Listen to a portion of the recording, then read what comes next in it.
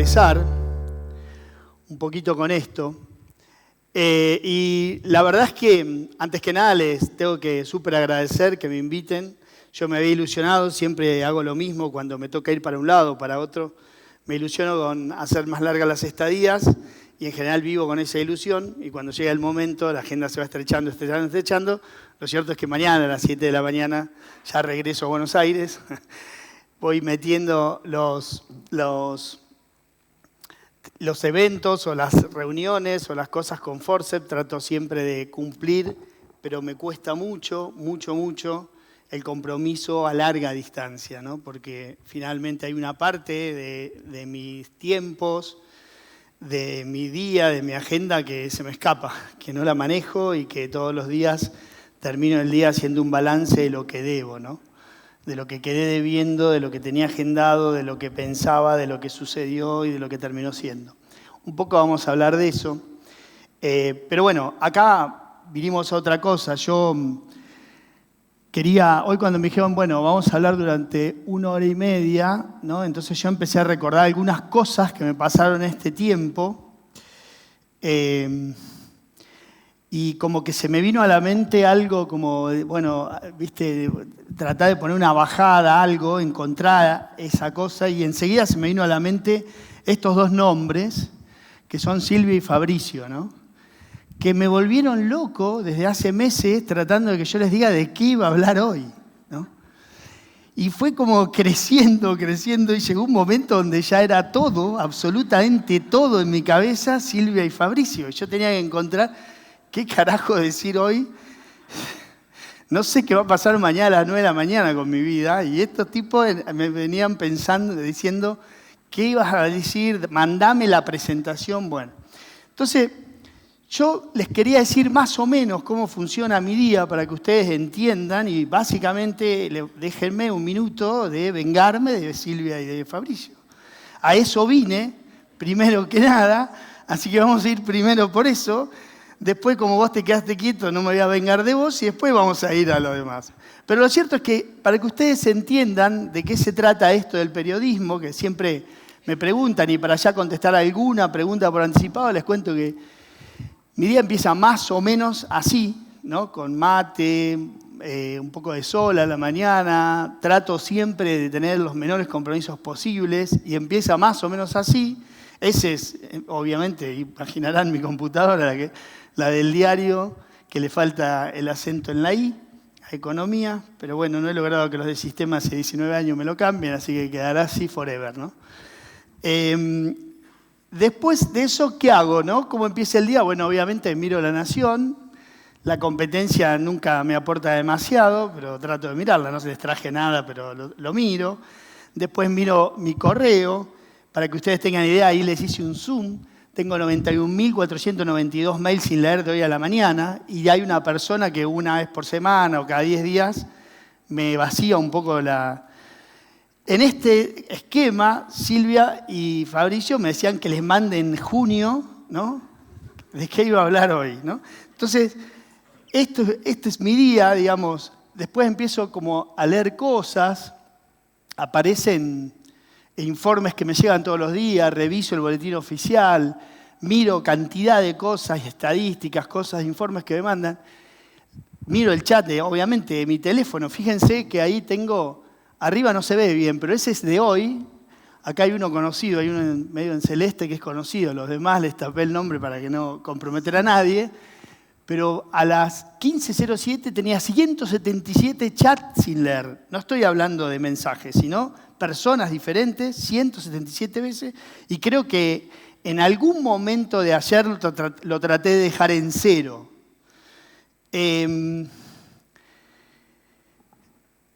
Ahí les hice un zoom, miren, 177 chats, o sea, diferentes conversaciones. Y he llegado a tener alguna vez que por algunos días no he podido contestar, he llegado a que diga 999 y un más al lado, ¿no? Y a veces cuando me tomo un vuelo, que voy fuera de servicio, empiezo a contestar. Nunca llego a contestar los mensajes de mi cumpleaños todavía, hoy o del Día del Periodista, que las dos cosas son en junio, y a veces me pasa que entro un día a escribirle a alguien y veo que tengo mensajes del cumpleaños que nunca le pude agradecer. Bueno, así son mis días, así es la vida de un periodista que funciona como tal. Y nada, y les traje un poquito para que vean de qué se trata, ¿no? la vida nuestra, de qué se trata esto de estar todos los días en una redacción donde hay una vorágine impresionante. Acá les traje un pequeño videíto que se los grabé ayer. A ver si hay volumen. Bueno, no, esa es la redacción de La Nación. Yo trabajo en cualquier lado, pero básicamente dentro de esos círculos y demás. Ese es un estudio que hay en el diario, donde ustedes seguramente alguna vez lo ven en el canal que tenemos. Todo lo más amarillo es el...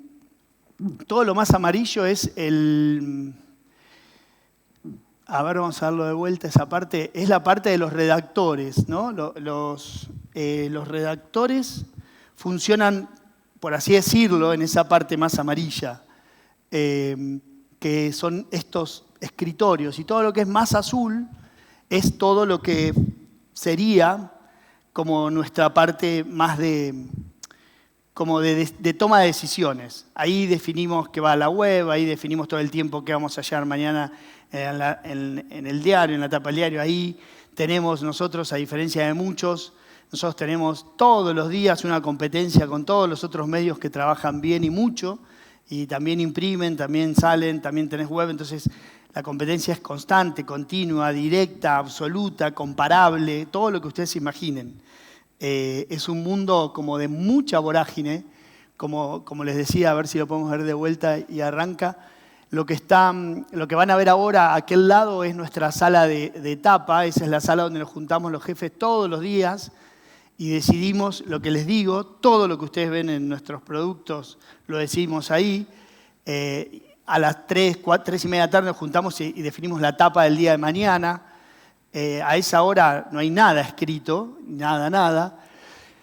Como les digo, lo que es más amarillo es los sectores de redactores. Yo tengo un escritorio en cada lado, porque hace 20 años que estoy y nunca me quiero ir de mi escritorio de economía donde están todos mis amigos. Pero bueno, acá ya es el lugar de la dirección donde estamos haciendo otro tipo de cosas. Así funciona nuestro día a día. Ahí es donde nos enteramos a veces de cosas antes que ustedes y otras tantas no, al mismo momento. No hay una estructura, digamos, que está estudiando y viendo todo, sino que hay nosotros somos 1000 empleados, en la redacción somos más o menos unos 500, y son absolutamente satélites que andan cada cual por su lado haciendo lo que puede o lo que quiere. Y bueno, y ahí funcionamos, ¿no? Como les digo, con muchísimas urgencias, con una cantidad de cosas. Aquellos que están allá atrás, que ven allá, que ahora me acerco un poquito para que lo vean, son monitores que tenemos por todos lados, donde vamos midiendo los minutos de cada que la gente está en nuestra web, qué contenidos tienen, cómo está nuestra audiencia, quién es nuestra audiencia, si son lectores o no lectores. Bueno, tenemos una cantidad de estadísticas que las vamos consumiendo en el momento y tomando decisiones sobre esas estadísticas. O si quieren, sobre esos datos, que a veces no son estadísticos. Luego miro un poco cómo viene el día. Este es el diario de ayer, para que ustedes entiendan respecto de la poca planificación en la que vivimos. Nosotros llevamos todos los días, yo ahora ya no trabajo totalmente en el papel, en el producto papel, ya tengo otro rol, pero sí lo hice durante muchísimos años. Pero nosotros llevamos todos los días al mediodía y todo está sin hacer, absolutamente todo. No hay nada hecho, nada. Todo se hace en el día. No es que todo se hace en el día, es una factoría constante y continua de producción y producción y producción. No hay nada hecho, no hay nada diagramado, no hay una foto, nada. Todo se hace en el día, ¿no? Es como decir, bueno, vas a comer milanesa al restaurante y el tipo raya el pan, todo. Es así es un diario, así es una estructura de noticias que está todo el día sobre lo caliente. Es así, digamos, todo lo que... Y yo descreería de quien llega y tiene el 80% producido, ¿no? Descreería como periodista o como, si quieren, como decisor en temas periodísticos. Luego de eso, después que hago todo esto, miro, como les digo, esto. Esto es lo que nosotros decimos el blanco, son todas las páginas que vamos a tener que completar para mañana a la mañana sin un renglón, sin que falte, sin un punto final que termine sin punto final, sin un acento, sin nada, y a su vez compitiendo con la competencia, que es mucha y buena, para que nuestros dueños, accionistas, sentados mirando el amanecer, tomando mate en una galería, nos examinen, ¿no? Así funcionamos, todo el tiempo, todos los días, todo el tiempo. Y para que ustedes entiendan más o menos, yo les hice este esquema que sería algo así como que a la mañana nos despertamos más o menos, 7 de la mañana arranca la redacción. Yo no estoy a esa hora en el diario, obviamente, pero sí ya estoy en casa y, digamos, tengo varios chats, editores web, editores no sé qué, secretarios. Bueno, imagínense lo que son esos chats donde ya a la mañana empezamos, donde miramos un poco lo publicado y donde vemos cómo todos los demás trabajan con nuestros contenidos, ¿no? Nosotros somos, como si ustedes dijesen, bueno, todos los panaderos trabajan con vuestro trigo. Bueno, es lo mismo. Nosotros, todos los medios, no hay ningún medio en la Argentina que no sea un par de diarios y un par de redacciones buenas de canales de noticias, por ejemplo, TN, que tiene alguna reproducción y demás, que tengan 1000 empleados, que tengan 500 tipos en la calle buscando la redacción. Entonces, todo lo que ustedes ven, absolutamente todo lo que ustedes consumen, ya está procesado. Es como si comiesen alimento procesado. Todo, absolutamente todo, lo que ven en los diferentes medios masivos, sale de un lugar que se produce la materia prima, que son 2 o 3 factorías y redacciones. Nosotros somos una de esas. Entonces, lo que sucede, lo que vemos publicado a la mañana, nos llama la atención, 0. Y lo que ustedes seguramente a la noche ven y también cuando comen esas famosas milanesas que les decía, se emocionan viendo tele, a nosotros nos atrae 0. Porque lo de la mañana lo producimos el día anterior y lo de la noche lo producimos durante la tarde. Entonces yo no consumo canal de noticias, no consumo noticias, no sé ni quién está en los canales de noticias, no me interesa en absoluto ese tipo de información porque estamos un paso previo, ¿no? Como les digo, hay sucesos que aparecen todo el día. El suceso es algo donde, bueno, obviamente, ¿no? La definición lo dice, lo sucede. Hay decisiones editoriales que tomamos y después hay todo un proceso de producción para que en la web, para que en el papel, para que todo termine a un determinado horario y obviamente, más o menos 9, 10 de la noche, tratamos de terminar la factoría. Pero a veces suceden cosas. Hoy, por ejemplo, ¿no? Que yo hice una nota y bueno, y mi día fue así. De esta pasividad pasé más o menos algo así, que terminó, arranqué mucho más temprano, porque ya a la mañana mi teléfono explotaba, estuve todo el día atajando penales, con suerte diversa, como siempre, y con suerte un día como hoy, por ejemplo, para mí, en un día convencional, puede terminar 2 a.m., CS quiere decir con suerte, ¿no? O sea, con suerte, más o menos 2 de la mañana. En medio de eso, 2 hitos. 6 de junio del 23 y 17 de agosto del 23. ¿Qué pasó esos días? ¿No? Como para que ustedes entiendan de qué vamos a hablar, quién les está hablando. Pasó esto. 6 de junio, Fabricio me pidió el tema de lo que iba a hablar hoy. ¿Entienden ustedes la locura? Y el 17 de agosto Silvia me pidió un título. Un título. ¿Saben lo que es mi vida? Termino a las 9 de la noche de escribir. Cuando leo todo, pongo el título. Silvia me lo pidió 20 días antes. Es como si yo lo agarrara. ¿Dónde está Fabricio? Fabricio, escúchame, ¿te gusta el vitel toné? ¿Cuántas lonjas de vitel toné te pensás comer en la Navidad del 24? No del 23. Más o menos es una cosa similar. O sea, no tengo nada que ver con ese mundo. Entonces digo, después que les explico esto, vamos ahora sí a ver qué título le ponemos a esto, ¿no? Entonces digo, vamos a mi lugar, a mí, les diría, a mi ámbito, a mi hábitat, y entonces no le vamos a poner ningún título, porque el título va a salir después de lo que hablemos, de lo que ustedes quieran saber. O sea, yo me la paso cubriendo congresos como los de ustedes, o en otra época, ahora ya no tanto, y nunca en la vida supe qué iba a escribir hasta no llegar. Y nunca jamás supe de qué iba a terminar hablando hasta no escuchar. Y nunca supe qué título iba a poner hasta no escribir, ¿no? Entonces, digo, vamos a venir, ahora sí, los traigo, después de la venganza, los traigo sí a mi hábitat, que es, ahora vamos a empezar a hablar desde otro lugar y vamos a ponerle título que se nos ocurra si es que queremos. Porque ¿quién te dice que hasta no vamos a hacer un producto sin título, ¿no? Un producto periodístico sin título? No sé qué dice el aparatito. Acá lo tengo. Entonces, digo, bueno, ¿de qué vamos a hablar? Y vamos a hablar de dónde estamos, ¿no? Y ahora sí, yo hace 20 años que estoy en La Nación, 19, cumplo 20 en abril, estuve un año haciendo un máster ahí, o sea que con ese máster ya son 20 años, y más o menos imagino que casi todos nosotros, los que estamos acá, andamos más o menos por esta época de existencia, ¿no?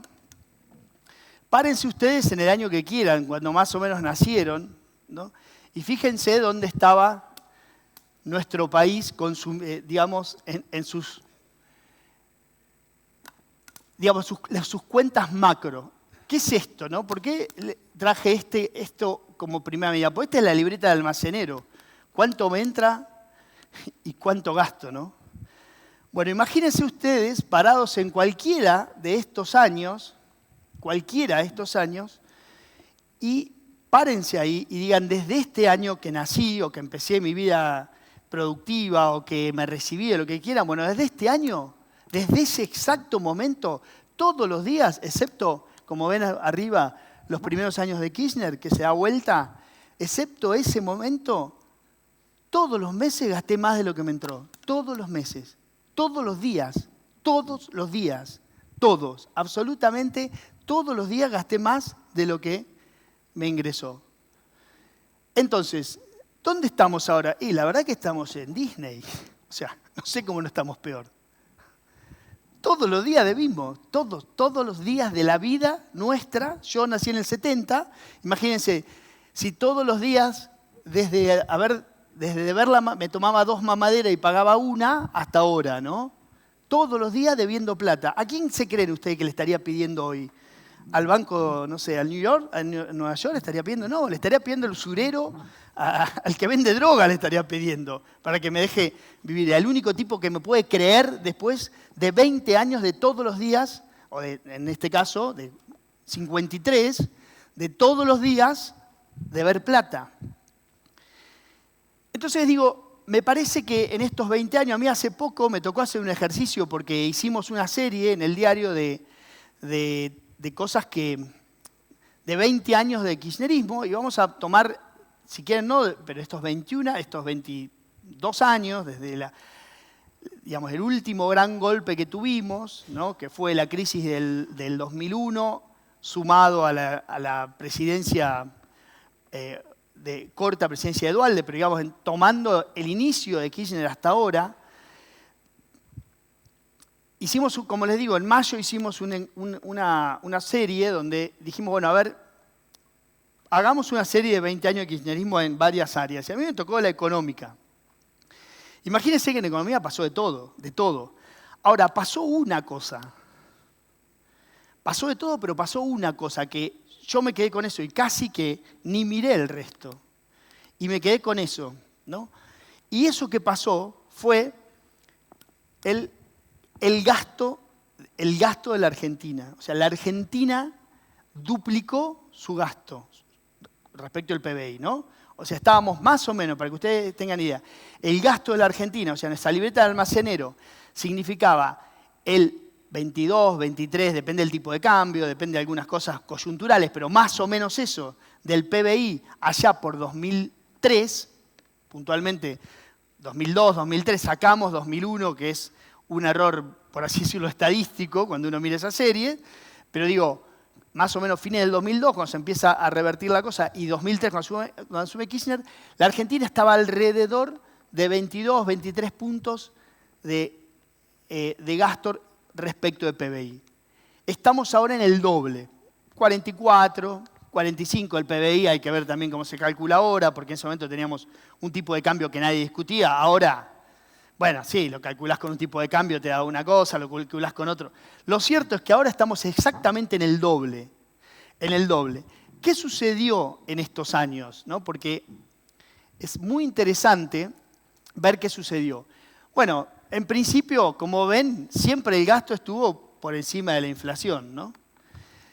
Excepto en la época de Macri, donde básicamente lo que ustedes ven ahí es, cuando la línea celeste pasa por arriba de la línea azul, es el famoso ajuste de Macri. ¿Qué pasa cuando un presidente ajusta?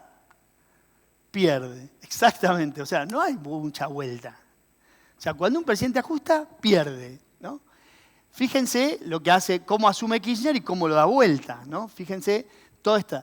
¿Qué va a pasar ahora con el gobierno? ¿Que ajustó? Porque está ajustando. O sea, pero no puede seguir la inflación. Más allá de que todos digamos, no, ¿cómo?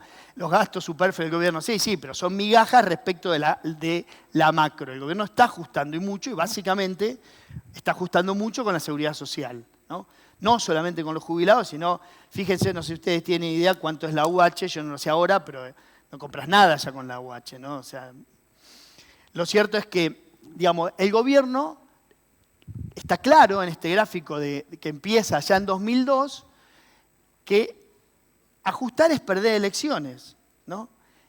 Y quédense con esto porque después vamos a volver, cuando hablemos de la coyuntura puntualmente económica. Ahora estamos diciendo, bueno, ¿a dónde estamos respecto de esos años, ¿no? ¿Hacia dónde vamos? Si tuviésemos que decir, bueno, tenemos un mojón en 2001, ¿estamos llegando a otro mojón o no? ¿O vamos a seguir en este mismo desorden y vaivén, ¿no? Fíjense, como les digo, lo que sucedió en la pandemia, después cae y ahora se revierte nuevamente y hay, obviamente, pero esto tiene que ver no con el crecimiento desmesurado de la inflación, que obviamente todos los gastos no pueden ir, todos los gastos de Estado no están siguiendo a la inflación. Sí algunos, ¿no?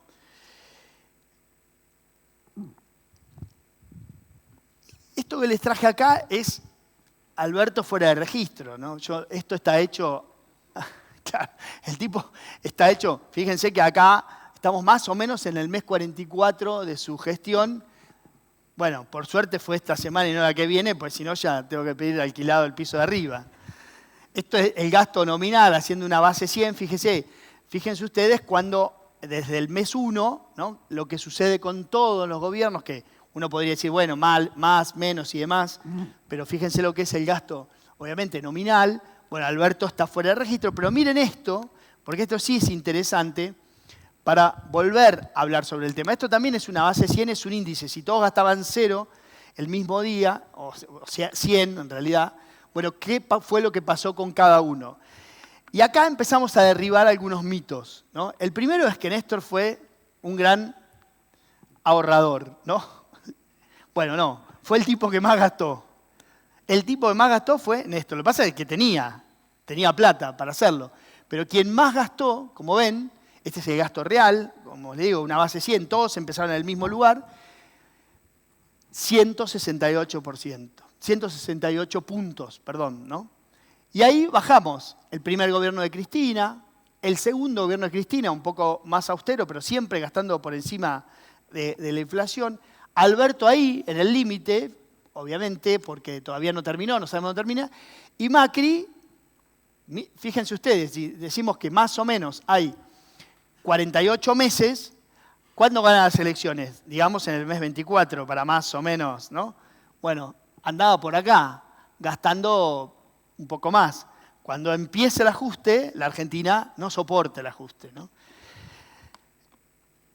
Esto es muy interesante porque nos afrontamos hacia eso y porque estamos en una conversación donde básicamente todo el mundo, yo me juego, que si les pregunto a todos, no solamente acá, sino en casi todo el hotel, y no hay que parar de gastar el gasto público. Bueno, perfecto. Esperemos que empiece y veremos qué sucede, ¿no? Como les digo, acá está absolutamente claro por dónde van, cómo fueron las administraciones de los gobiernos, ¿no? ¿Quién estuvo por arriba de la inflación? O sea, fíjense que por cada 71 pesos que gastaba Macri a fin de mandato, Néstor terminó gastando 168. Estamos hablando de más del doble, ¿no?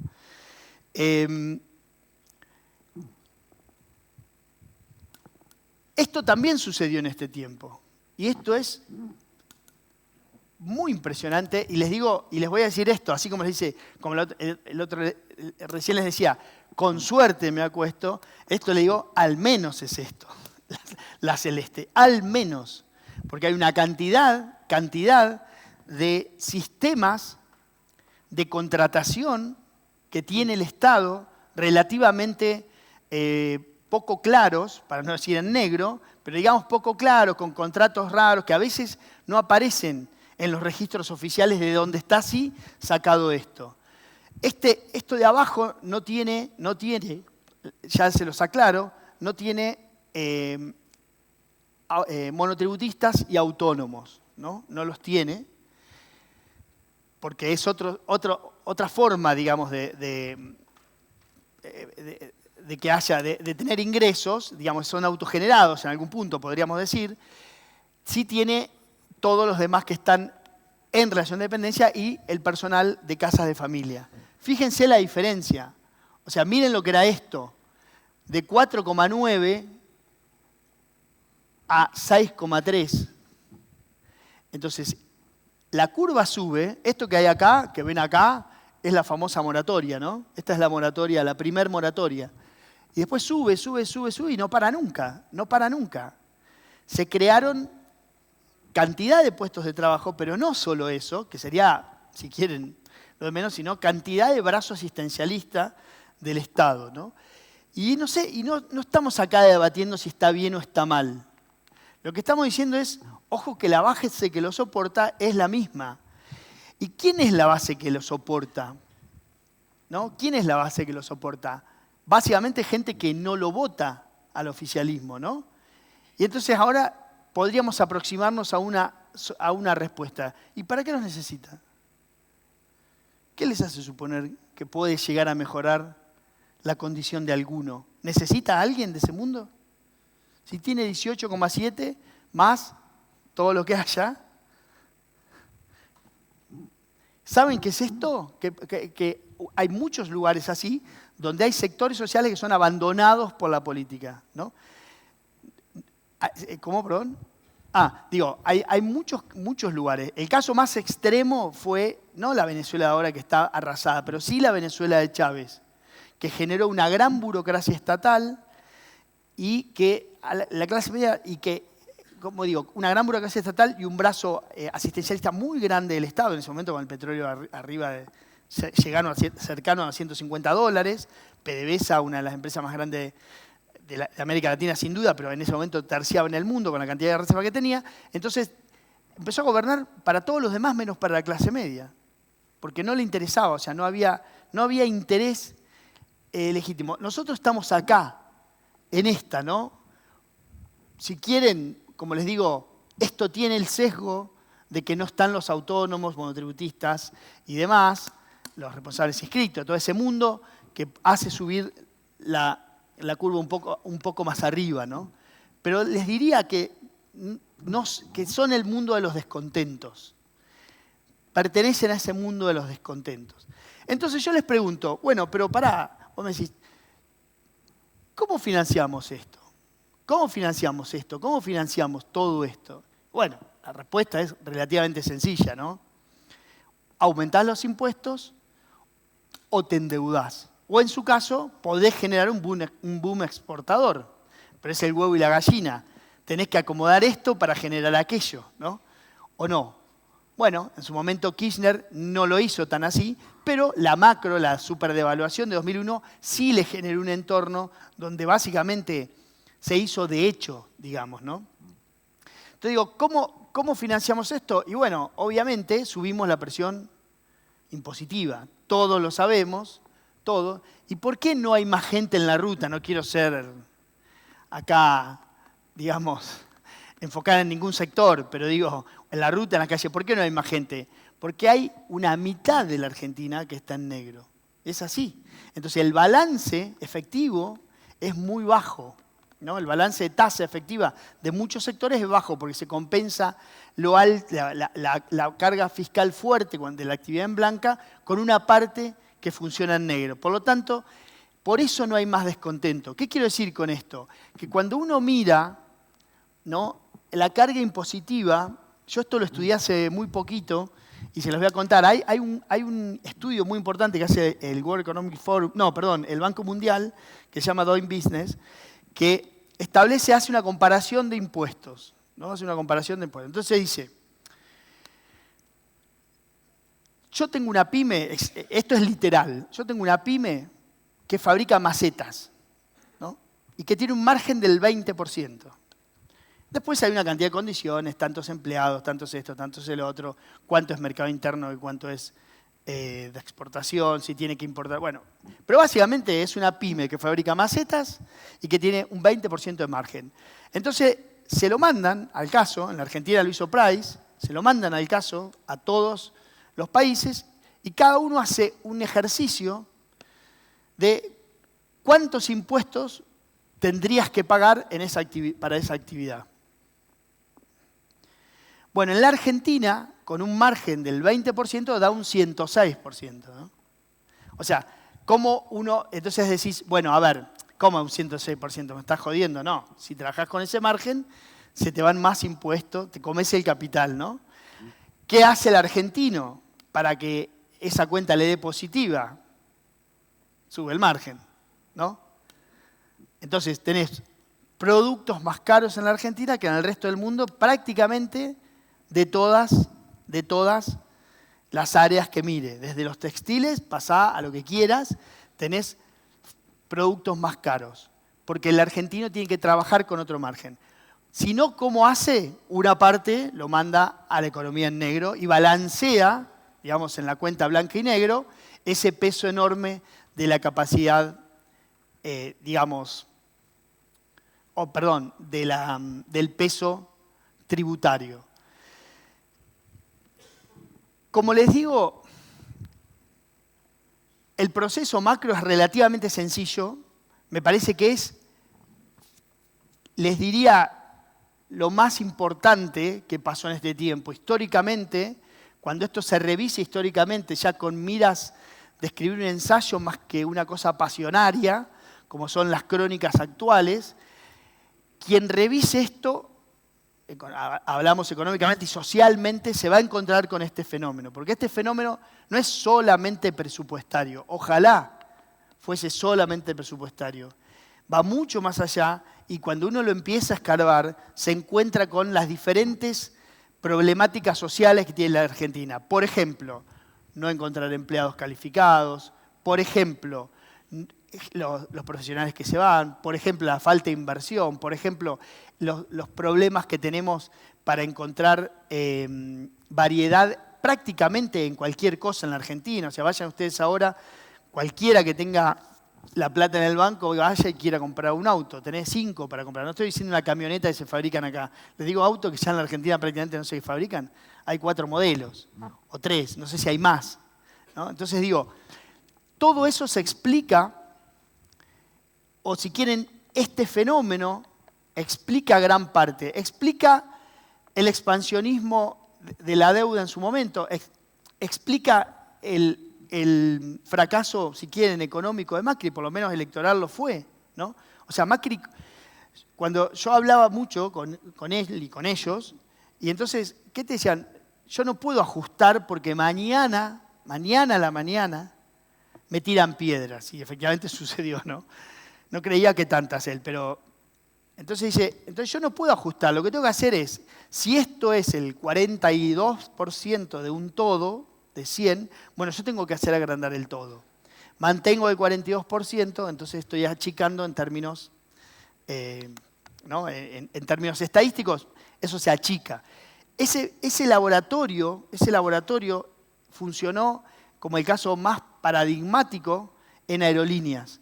Aerolíneas cuando llega el gobierno de Macri, tuvo ese año 785 millones de dólares, casi 2 millones de dólares por día de déficit, ¿no? Imagínense ustedes cualquier empresa que les den con 2 millones de dólares cash por día. Bueno, ¿qué dijo Dietrich? Si yo ajusto, no vuela nadie, ¿no? Quizás sea el momento de hacerlo. Y bueno, no volaba nadie, ¿no? Hasta que la cosa por algún lado se va a empezar a arreglar. Bueno, pues no lo quiso hacer. Dijo, nosotros vamos a volar más. y vamos a tener la misma dotación. Si con una dotación de 11.000 empleados yo vuelo 80 aviones acá, y me fijo que el mundo con 11.000 empleados vuela 140 aviones y muchas más horas, bueno, yo voy a ir a ese esquema. Entonces, de una apertura más grande, apertura de cielos primero, y después de opciones de vuelo, de frecuencias, trayendo aviones, con esos mismos 11.000 empleados yo bajo, ¿no? Voy a bajar esa dependencia del subsidio. Ese esquema, como les digo, esto es muy interesante, pues es un pequeño laboratorio de lo que se quiso hacer a nivel nacional. Ese esquema tiene una pata más, que es que todos vuelen más. Porque en un mercado más grande yo soy más grande, ¿no? Es como cuando, no sé si ustedes se acuerdan, cuando en la Argentina prácticamente no había ninguna cerveza que no sea Quilmes. Y Quilmes no quería que entrara en ninguna cerveza, hasta que un día Quilmes la compraron los brasileños y dijo que entre en todo, que todo el mundo tome cerveza y nosotros en ese mundo vamos a ser más grandes. Bueno, son dos decisiones estratégicas que puede tomar el regulador en este caso, o en su caso el monopólico, ¿no? Si quieren. En este caso el regulador dice que vengan todas, que vuelen todas, y en ese mundo yo crezco. Y efectivamente sucedió, ¿no? Creció, volaron más, fue más eficiente. Pero bueno, nunca pudo desactivar una bomba social, ¿no? Que es que tenía la propia oposición dentro de su empresa, que era los empleados no querían la expansión del mercado, ¿no? Porque el mercado un poco rompió, primero que, o sea, no sé si ustedes saben, pero las dos empresas que quedaron compitiendo con la aerolínea, que son Flybondi y JetSmart, las dos tienen convenio de empresa. Ninguna puede pagar el convenio de aerolínea. No se puede pagar ese convenio en el mercado. Con lo cual, obviamente, los empleados no querían ni quieren que vengan a volar más, ¿no? Porque si se quieren pasar a otro lugar, tienen otro convenio colectivo, que paradójicamente, obviamente, no tiene los beneficios que tiene el de aerolínea. Moraleja, digamos, cuando vino un soplido macro, se terminó ese plan y Macri terminó su gestión poniendo más o menos 500 millones de dólares en aerolínea, después de que en 2018 y principios de 2019, en principio de 2019 lo redujo muchísimo, y en 2018 puso 150 millones de dólares después de haber puesto 700. Ese esquema pequeño es el laboratorio de lo que se quiso hacer a nivel macro. Eso que uno dice, bueno, ¿esto qué significa? Eso básicamente es la explicación del gradualismo. O sea, yo no voy a hacer nada, voy a hacer crecer el todo. Todos van a venir a invertir a la Argentina porque el país despertó. ¿Y qué le sucedió a Macri? A diferencia de Dietrich con los pilotos y la gente de aerolínea, bueno, le sucedió que nunca pudo despejar la incógnita de si el peronismo iba a volver, ¿no? Que era, no digo que porque sea ni bueno ni malo, pero era, digamos, si Cristina en realidad era el cuco de muchos inversores que estaban esperando a ver qué hacían. Como les digo, ni bueno ni malo, simplemente objetivo. Era un tema, Macri nunca pudo despejar esa X, cuando después de ganar, ¿no? Acá, por este mes, por el mes de ese que veíamos, el mes 24, ¿no? Que lo teníamos por acá, después del mes 24 gana y quiere hacer las reformas, ¿no? Y nunca puede hacer las reformas esas, básicamente todas tuvo que negociar y entregar demasiado en el camino, el mundo dijo, este tipo no puede gobernar. En 2 meses se terminó el financiamiento, se terminó el gradualismo y tuvo que hacer esta tremenda escalada, digamos, si quieren, este tremendo descenso hacia una convergencia de los números macro, que los entregó relativamente en orden, pero claro, con eso se pierden elecciones, ¿no? Es la diferencia entre un gobierno que tiene maquinarias más aceitadas para mantener el poder, ¿no? Eso es lo que pasó, vamos a volver acá. Y entonces ahora sí, volvemos a este lugar. Bueno, ¿por qué hicimos este recorrido para llegar acá? Bueno, hicimos este recorrido porque yo creo que estos temas que no estaban en la agenda en una campaña, nadie hablaba jamás de achicar el Estado, de bajar, de privatizar empresas, o sea, nadie se hablaba, eran cucos. Por primera vez en muchos años han llegado a la campaña electoral. Y no solo que han llegado, sino que han permeado muchísimo dentro de los discursos, ¿no? En ese esquema estamos hoy empezando a transitar, recién empezando a transitar el calendario electoral. No se olviden que el 2 de septiembre empezó formalmente la campaña, en unos días empiezan los famosos spots, los candidatos pasaron de 27 a 5, son 50 días. ¿Dónde estamos parados hoy? Porque por ahí alguien, de hecho, yo prácticamente, la gente cuando me ve me dicen dos cosas. Hola, en general, dos, ¿quién gana? Siempre. Una, les digo, ¿qué tal? Dos, ni idea. Es así, o sea, es una locura, pero estamos parados hoy a principios de julio, ¿no? Respecto de las PASO. O sea, nuestra distancia de hoy a las elecciones de octubre es la misma que había los primeros días de julio, a las elecciones, a las PASO, ¿no? Entonces, recién estamos empezando a transitar una campaña que tiene algunas características y que está bueno que las miremos un poquito, ¿no?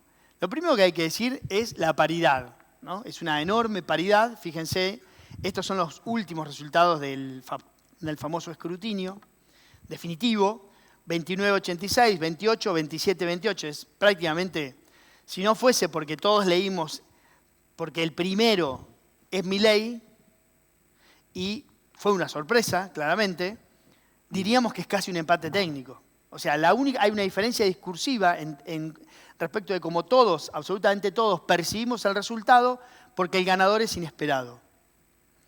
Pero si no fuese Milei, pónganlo al revés. Pongan que fuese Bullrich la primera, con 28, 27 y pónganle ¿cómo les digo? Invirtamos el Milei por Bullrich. 28 a 29, invertido, Bullrich arriba. Diríamos es un empate técnico, es un empate, ¿no? Diríamos eso. Bueno, no lo decimos. ¿Por qué? Porque el primero fue inesperado, ¿no? Muy inesperado. Incluso por él, que es lo más preocupante. Estos son los votos que sacaron cada uno, y esta me parece que es muy interesante, que es lo que separa a uno de otro, ¿no? O sea, obviamente estos 176 son del tercero al segundo, ¿no? O sea, o del segundo al tercero, en realidad. Estamos hablando más o menos de 700.000 votos que están definiendo hoy absolutamente todo. De hecho, están definiendo hoy el balotaje. Pero fíjense, entre Bullrich y Massa prácticamente no hay diferencia. 176.000 votos es nada. O sea, es muy poco, muy poco. Pero, ¿por qué les digo que es difícil saber qué va a pasar? Y bueno, por lo que todos ustedes saben, hay 11 millones de tipos que no votaron, ¿no? Y que no van a votar. ¿Por qué? Porque no va a votar más del 70 y pico largo. Puede ser un 10% más de lo que votó. Bueno, un 10% más estamos hablando quizás de 2 millones de personas, ¿no? Pueden llegar a ser 1,5 millones de personas que voten. Bueno, tienen que definir todos estos 700.000 votos que están dando vuelta, van a quedar diluidos, si quieren o no, no lo sabemos, dentro de eso. O sea, ¿es barajar y dar de nuevo? Es barajar y dar de nuevo. ¿Es una elección nueva? Absolutamente nueva. Totalmente. Todo lo que pasa en la PASO, valga la redundancia, puede ser reescrito en una elección primaria. Que además tiene una característica de 27 a 5, está bien que nadie le daba chance a 23 de 27, pero no importa, digamos, el bombardeo va a ser mucho más constante y continuo. No sé si ustedes escucharon la cantidad de spots que había en todos lados publicitarios. Bueno, eso imagínenselo ahora multiplicado por 5, porque todo esto se reparte en los mismos minutos entre 5. Con lo cual, el bombardeo va a ser mucho más certero y eso genera una cantidad de humores. Ahora bien, nos vamos a meter ahora un minutito, un poquito, con cada uno de ellos, ¿no? Con cada uno y cómo llegó y qué es lo que está sucediendo con cada uno de ellos. Milei no pensaba ganar, era optimista, pero no pensaba ganar y ganó, ¿no? Y ganó y nadie le daba más de 27 puntos. La encuesta más cercana la hizo un pampeano, que tiene una empresa ahora de encuestas en laboratorio, que no la vendió, sino que la hizo para probar su método, que se llama Andrés Hernández, no sé si lo conocen, el negro. Es la encuesta que le dio más cerca, que pegó más cerca. El negro Hernández, con quien comí hace poquito, no sé, ¿está el pato? ¿Está el pato o no? Ah, y con el pato. Fue quien le dio más cerca. Ahora, estaba más o menos en 27 puntos, una cosa así. Y había, les diría como que 25, 26, y exactamente más o menos los mismos votos para Cambiemos, o sea, y para Juntos y para Unión por la Patria, como se llaman ahora. Pero básicamente lo que daba era casi un triple empate, con Milei un poquito más arriba de lo que lo daban todos. Bueno, ¿qué pasó? La verdad es que nadie explica exactamente qué pasó. Algunos se aproximan, ¿no? Quizás a muchos ya ni les interese entender qué pasó, especialmente de los que miran la opinión pública. Pero si algo pasó en el último tiempo, fue disruptivo, fue una crisis de seguridad, ¿no? A la que se sumó básicamente toda la opinión pública, incluidos los medios, ¿no? Especialmente los medios masivos. Cuando yo les pasaba lo que nosotros hacíamos en La Nación lo que hacemos todos los días es un balance de noticias. Porque yo estoy en una mesa donde definimos con qué cosa abrimos deportes, con qué cosa abrimos espectáculos, con qué cosa. En cambio, los canales de noticias no tienen un balance de noticias, ¿no? Lo que tienen es el suceso fuerte y entonces acentúan, digamos, la importancia de algunos sucesos y obviamente desvirtúan la importancia de otros, ¿no? O si quieren, menguan o tapan, pero es por un vicio del mismo producto a veces, ¿no? No digo que no haya mala intención, no estoy diciendo eso, pero digo, el producto mismo, el productor que está sentado en una consola, ve que están todos con el caso de esta chica Luna, y bueno, y es por 20 eso. En un producto como un diario o como una web como la que tenemos nosotros, eso tiene un lugar, pero nunca va a copar todo, porque hay decisiones editoriales que tienen que ver con que el tupper que está acá arriba, ¿viste? En la parte de arriba de la heladera, tiene verdura siempre, no me llenes de carne, porque acaba la verdura, acaban los quesos, ¿entendés? Entonces, es otro esquema. Eso, sin duda, que generó algo que nadie sabía para dónde iba a ir, y yo no digo que sea eso, pero la mayoría de la gente se aproxima al tema, ¿no? De que hubo algo disruptivo que cambió bastante la opinión pública, o por lo menos, no es que cambió la opinión pública, pero hizo que una porción enorme que todo el mundo detectaba de indecisos, muy indecisos, con ninguna certeza ni siquiera de si iban a ir a votar, fueran y votaran a Milei, ¿no? Esa es una de las lecturas. Sin duda que no es la única, hay mucha coincidencia ideológica y está perfecto. O sea, él enarbola ciertas banderas que una sociedad las veía lejanas, o sea, las veía que quizás compartía y las veía absolutamente lejos. Y cuando les digo esto, no les estoy hablando solamente de cuestiones económicas, ¿no? Recién hoy lo hablaba con alguien en el aeropuerto y efectivamente es así. O sea, hay un sector de jóvenes, los varones, menos de 30 son masivamente de Milei, ¿no? Que son todos liberales. No lo sabemos. Yo creo que ahí también se conjugan algunas otras cosas, ¿no? Como por ejemplo que les ha costado encontrar un lugar en una sociedad que ha ido muy hacia el lado del feminismo, por ahí hay un feminismo muy fuerte en algunos sectores, especialmente en los lugares urbanos, grandes, en Buenos Aires, ni hablar, y que hay una generación que les cuesta encontrar su lugar, y que ahí encuentran como un núcleo de pertenencia. Como les digo, hay una cantidad de factores que tienen que ver ya no solamente con la ideología económica, sino con lo que expresa el movimiento de Milei, que les trajo más cerca algunas voces que creían absolutamente ya, que las escuchaban casi como eco, ¿no? Después hay otras cosas que todos sabemos de Milei, ¿no? Que tiene 2 o 3 eslogans muy efectistas. Yo siempre digo, Miren, yo he escrito cantidad de cosas, ¿no? En el diario, como les digo, hace 20 años que estoy y casi todos los días escribo algo. Pero a veces hay alguna noticia, a veces que por más pequeña que sea, se decodifica en el zócalo de un noticiero. Bueno, fin, tachale la doble al que quedó ahí adentro, porque eso tiene una velocidad de reproducción fenomenal. Vos podés contar un caso tremendo de fideicomisos, de no sé qué, de sociedades, de offshore, no importa. Te compraste un departamento en la Quinta Avenida y alguien te encontró en un cosito de despensa, chao, fin, tachale la doble. A ese tachale la doble, porque no sale más, ¿no? Bueno, Milei encontró eso, 2 o 3 eslogan muy fuertes, potentes, que se decodifican muy fácil, ¿no? La casta, obviamente, la dolarización, ya todos los que ustedes conocen. Ahora le toca otro momento de la campaña, y ahí vamos a ir de a poco entrando en todos, ¿no? Es un momento donde ya, ahora sí es por los porotos, ¿no? Esto ya no es un juego para decir, bueno, estoy podrido, voto por acá, no, ya no es un juego. Tampoco, digo, a los demás les está costando, a los demás tampoco receptan ese voto que anda dando vuelta ahí del harto. No es hartazgo solamente lo de Milei, hay una porción, pero me parece que es mucho más profuso lo que sucede en ese movimiento, ¿no? Después de tantos años. También después de tantos años, ¿no? Donde veíamos los que veíamos, ¿no? Que hay una parte de la sociedad que de a poco se fue quedando afuera.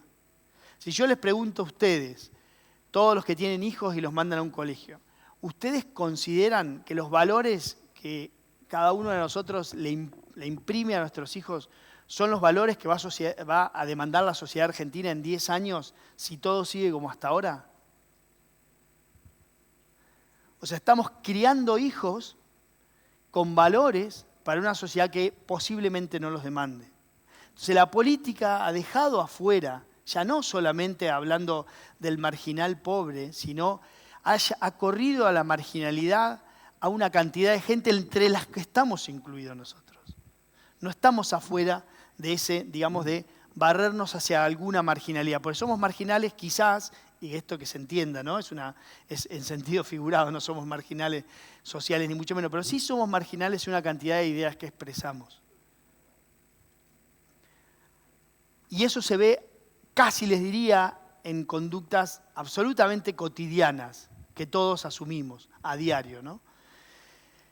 Como les digo, Milei ahora se encuentra en un momento crítico que es, bueno, todos esos eslogan que fueron absolutamente efectistas, ahora hay contendientes. Y cuando digo ahora es hace 4 días, porque hasta ahora estaba solo. Pero ahora le surgió en Juntos por el Cambio el amigo Melconian, y le va a empezar a discutir algunas cosas. Como les digo, les va a costar, porque argumentalmente él es muy sólido en algunos temas y en otros no soporta no ser tan sólido. Yo lo conozco mucho a Milei, de muchos años, cuando no era, ni siquiera iba a los canales de televisión, era economista de empresas y yo hablaba con él. Y el tipo es tremendamente sólido en las cosas que le gustan y es absolutamente, les diría, como que se enoja con él mismo en los temas en los que no está a la altura de una discusión.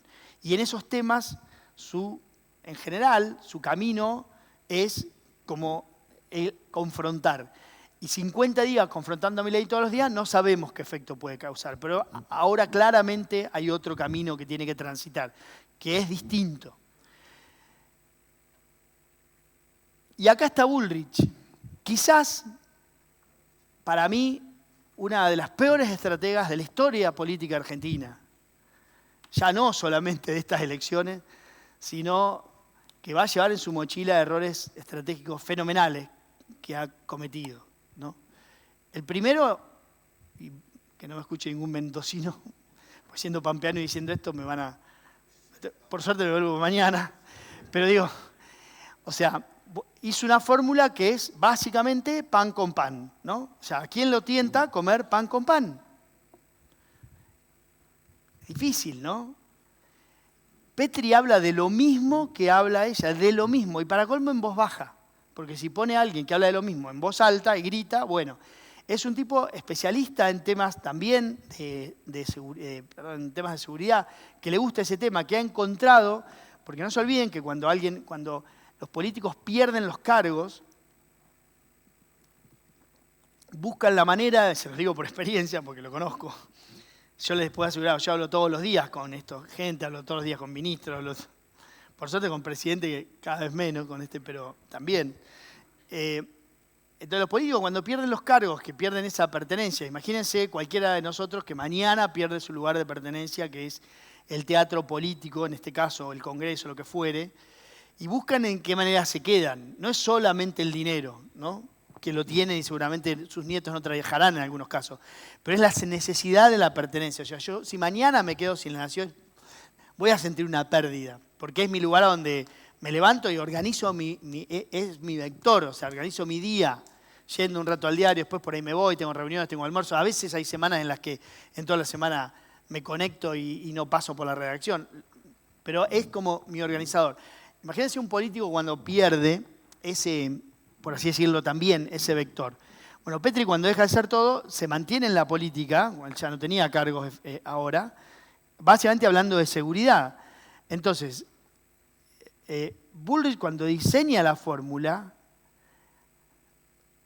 no puede no saber que el gran tema va a ser la economía. Está el ministro de Economía dando vuelta y un tipo que solamente habla de economía. Bueno, hablaba, o llegó a donde llegó al día 1 de la campaña hablando solamente de economía.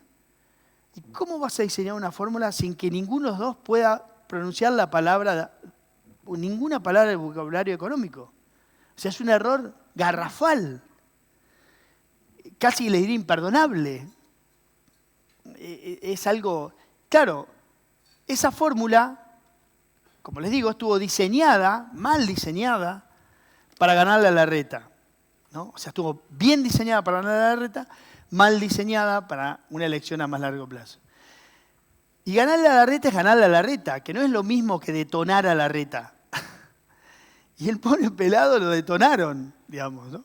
O sea, le dijeron de todo y el tipo sacó 1 de cada 10 votos. Y Bullrich no percibió que detonar al adversario interno era pegarse ella misma. Porque hay mucha gente que no lo votó a Larreta, no la votó a ella. Se fueron a Milei o se fueron a Massa. O sea, espantó gente de su propio voto. Entonces ahora el desafío es enorme el que tiene, pero enorme. Primero porque tiene una fórmula que no le sirve para donde está.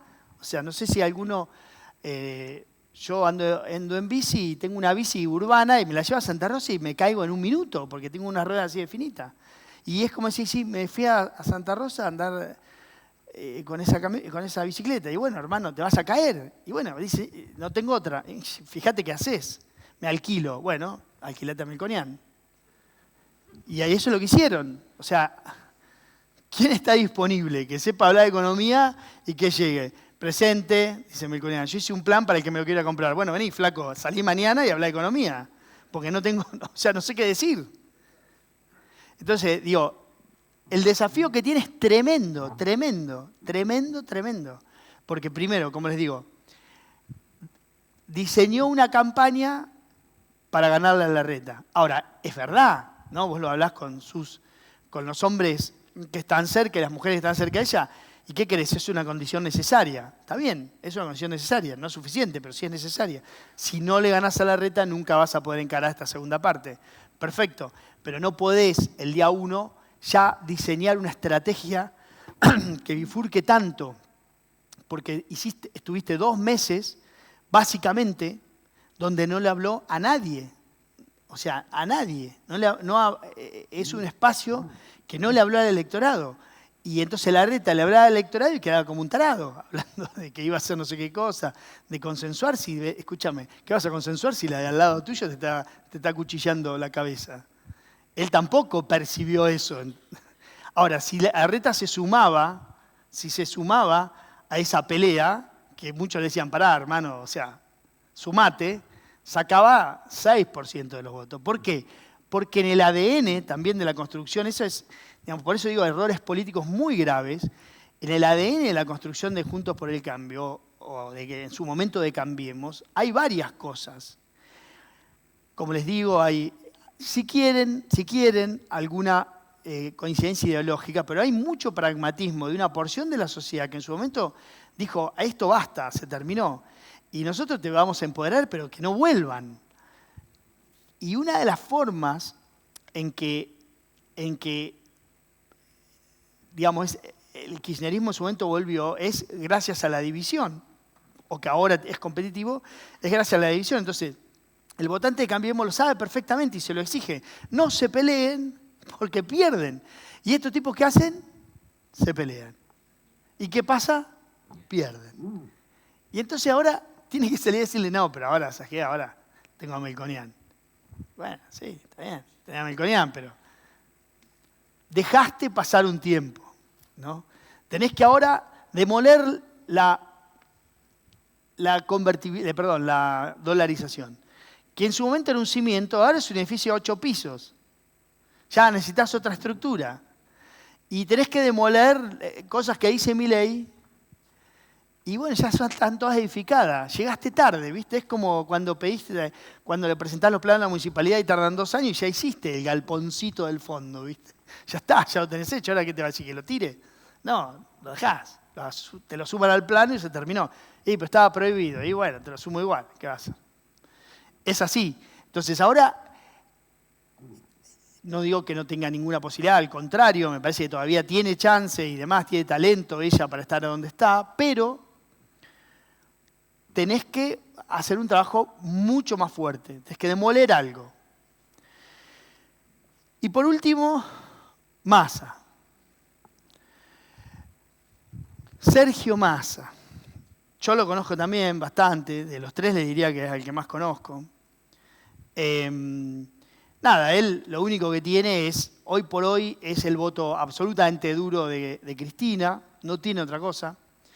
Lo han dejado un poco de lado y este último tiempo aún más, varios de los empresarios del Círculo Rojo que lo rodeaban, se ha quedado solamente con ese núcleo duro, o sea que todo lo que viene de Massa va a ser, digamos, contentar a esa gente, digamos, a ese sector por ahí más duro que le era más ajeno para tratar de llegar al balotaje. O sea que ahora vamos a ver un Massa más centro-izquierda, ¿no? Esa sería la idea. Más allá de que después cuando uno analiza sus medidas y demás, ahí hay mucho de... Massa ha sido un gran ajustador, ¿no? Pero eso es una cuestión, digamos, de discusiones, si quieren, técnicas. La opinión pública lo va a ver a Massa un poco más corrido hacia la izquierda, porque es el lugar a donde no puede perder ningún voto. O sea, él también tiene una condición necesaria, que es mantener lo que tiene, y que no es suficiente, no, pero quizás, ¿no?, sumando algunos votos de estos 27 que han quedado ahí dando vuelta, más alguna cosa que sucede en las provincias, eso no lo vimos, pero es algo interesante, eso ya ahora se lo voy a comentar, que sucede en las provincias, por ahí él puede, es su ilusión, llegar al balotaje, y el balotaje es otra, literalmente es otra cosa, donde es blanco-negro, es como jugar a la ruleta del 1 al 36 o jugar a blanco y negro, es otro juego, exactamente, totalmente distinto, ganás de otra manera, vas por todo o por nada, es otra cosa, ¿no? Y así también lo percibe la opinión pública, por lo tanto es más difícil proyectarlo. ¿Qué les quería decir de las provincias? Que es un tema a tener en cuenta. En todas las provincias donde Milei compitió o no compitió, pero básicamente su boleta estuvo en todos lados, no acompañada con boletas largas, pero sí su boleta estuvo en todos lados.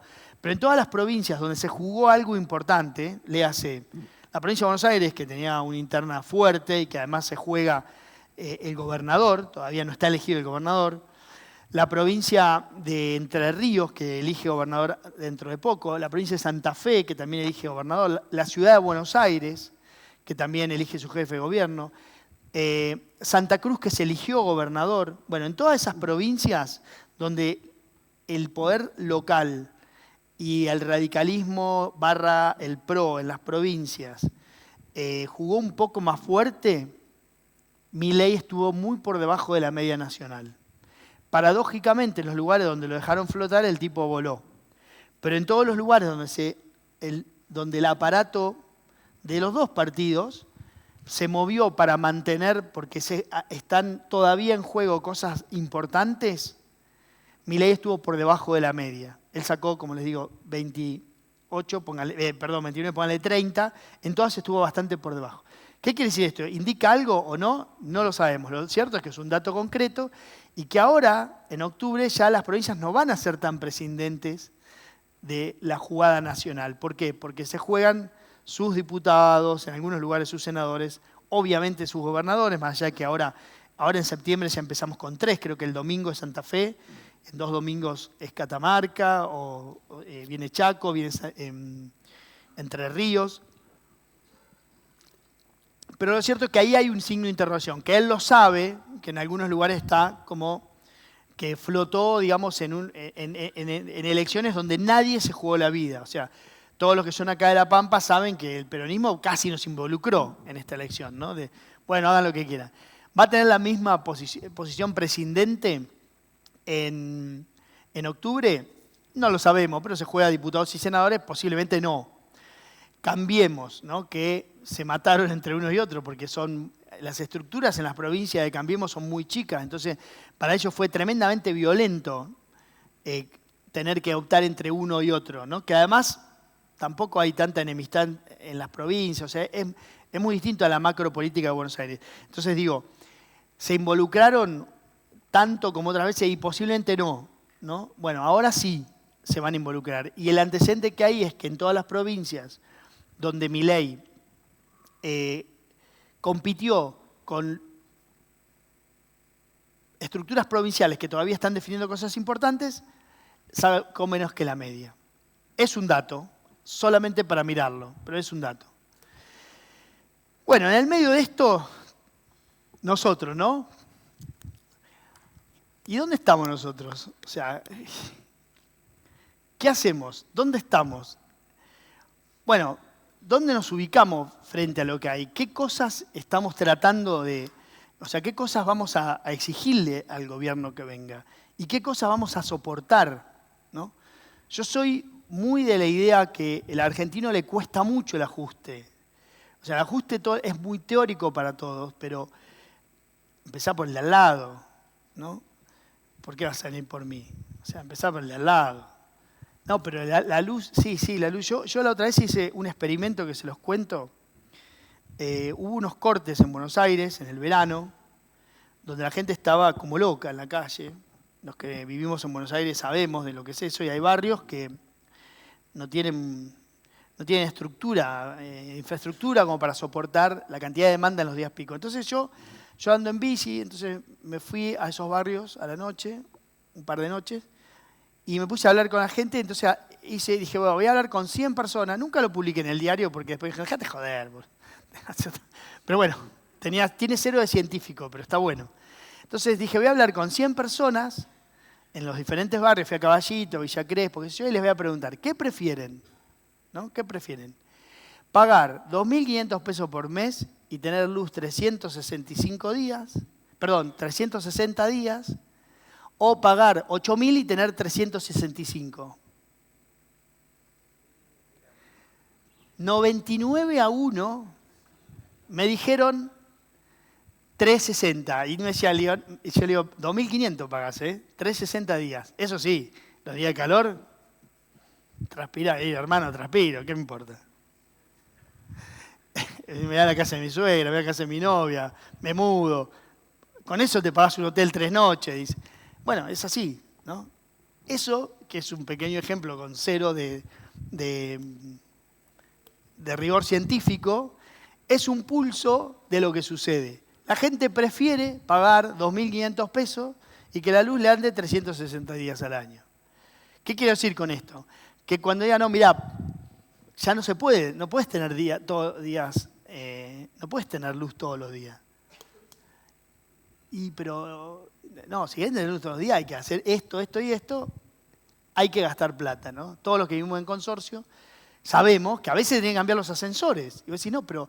Y bueno, se rompe día por medio el ascensor. Y lo tenés que cambiar. Y son 20 millones de mangos al día de hoy. Y bueno, hay que hacerlo. Alguna vez lo tenés que hacer. Y si no, vas a tener ascensor a veces. Porque viene el técnico, lo arregla en 2 minutos, porque ya son cosas que se rompen de viejo, pero en ese, si el técnico está con otro, vas a tener que esperar 2 horas. Y bueno, o pagar las expensas o esperar esas 2 horas una vez cada tanto. Bueno, eso sucede en la Argentina. Nosotros, los argentinos, estamos como bastante poco, les diría, como conscientes de lo que está sucediendo. Ya la Argentina no soporta más una administración razonable de lo que hay. No soporta más. Venga quien venga, ya no sirve administrar racionalmente lo que hay. Si yo les digo, por ejemplo, ahora, organicen este mismo congreso y gasten 50% menos. Me dicen, no se puede. Bueno, si pones a alguien que sea no sé qué, en vez de poner tal comida, pone la otra. Bueno, haces una administración racional, te ahorrás el 10. Pero si vos querés ahorrarte el 50, tenés que hacer otra cosa. En otro lugar, bueno, busquemos otro lugar, cambiemos, en fin.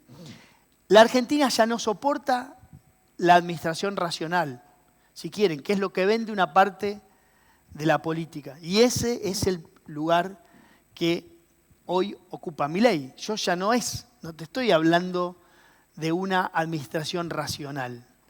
Te estoy hablando de otra cosa, ¿no? Te estoy hablando de que la universidad pública hay que ponerle un bono. Bueno, vamos a ver. No, la administración pública un bono. La salud no sé qué. ¿Te guste o no te guste? ¿No? ¿Qué es lo que pasa? Que yo creo que el 10 que se gana con un discurso, por así decirlo, de águila, y el 10 de diciembre te sacan el hombro, ¿no? O el 11 en realidad, porque el 10 te van a aplaudir, es más, hasta algunos se van a entusiasmar, empieza la luna de miel, y el 11, cuando dijiste voy a subir las tarifas, ¡pum! O sea, le pasó a Macri con tarifas que eran muy básicas, con el peor comunicador del planeta, que es de Aranguren. O sea, yo todavía hace poco me junté con él y nos coincidimos en un programa y él, cuando yo lo criticaba, me mandaba una carta documento. Entonces debo tener 20 cartas documento de Aranguren. Y entonces, en vez de ¿qué hace? Le digo, la última vez que hablamos fue por carta documento. Le digo, la verdad que esto me sorprende. Y el tipo me dice, ¿cómo carta documento? Le digo, ¿no te acordás que? Y no, lo que pasa es que, viste, andaba... Bueno, entonces digo, Aranguren, con todos sus errores, hace el ajuste que era parcial de tarifas, y ¿qué sucede? En poco tiempo, ya, digamos, le pasaron, ¿no? Le pasaron la factura y ya no se pudo hacer. Básicamente no se pudo hacer. Cuando digo, ¿nosotros dónde estamos? Digo, nosotros estamos... Yo estoy acá, ¿no? Y de acá miro la Argentina. O sea, la miro de un lugar irrelevante. Y somos pequeñísimos frente a lo que hay. Muy pequeños. O sea, si yo les pregunto a ustedes, ¿cuánta gente conocen que gane más de $1.000? ¿No? Más de $1.000, seguramente de su núcleo sería la mayoría. No empecemos a ver si es World Blue, no me hagan esa cuenta. Más o menos $1.000. Sería una porción importante. Bueno, esa gente es el 5% de la Argentina, era hasta hace unos meses, que es el último informe. Por lo tanto, el 100% o el 90% de la gente con la que ustedes hablan es el 5% de la Argentina. La Argentina es otra cosa, ¿no? Yo les voy a mostrar algo que hice, que te cuenta un poco del pequeño lugar que ocupamos y de que a veces cuando no podemos entender los fenómenos es porque no tenemos posibilidades de ver. Hace poco tiempo en la Argentina hubo una pandemia, no sé si se acuerdan, por suerte tuvimos a Alberto, como él siempre dice, que la supo llegar adelante, pero en un momento, dejaban entrar 600 personas de Ezeiza por día, ¿no? 600 personas, o sea, un poco más. Entonces, viste, yo estaba en el diario recontra aburrido, porque yo no me quedo, en general, no hay mes en el que no viaje y ando dando vueltas por todos lados. En ese momento estaba como atrapado. De hecho, en el diario me ofrecieron irme, digo, ¿por qué no te vas 15 días a un lugar? Y entonces el dueño del diario me dice, ¿por qué no te vas 15 días a Tandil? Yo te conseguí lugar que entras por una calle en Tandil, te quedas en una quinta, nosotros te pagamos, quédate ahí tranquilo y tomate un mes. Le digo, pero escúchame, ¿qué hago el día 16 en Tandil que no conozco a nadie? Bueno, me fui a Santa Rosa y estuve 15 días en el motel de Laca, metido. Pero bueno, por lo menos el día 16 salí y conocí a gente. Pero bueno, lo cierto es que, digo, nosotros estamos en un lugar muy pequeño. Yo en ese momento dije, estábamos todo el tiempo de los 600 personas y hablábamos con las aerolíneas, decían, no, nosotros tenemos que, los vuelos vienen con 2 pasajeros en el medio, con 2 pasajeros, 2 asientos, bueno, toda una logística para que no sean más de 200 personas. Yo un día me fui al aeropuerto y entonces, por ejemplo, en el aeropuerto llegaban todos con barbijo, bueno, una cosa espantosa, y terminaba de salir el último y entraba un batallón a desinfectar.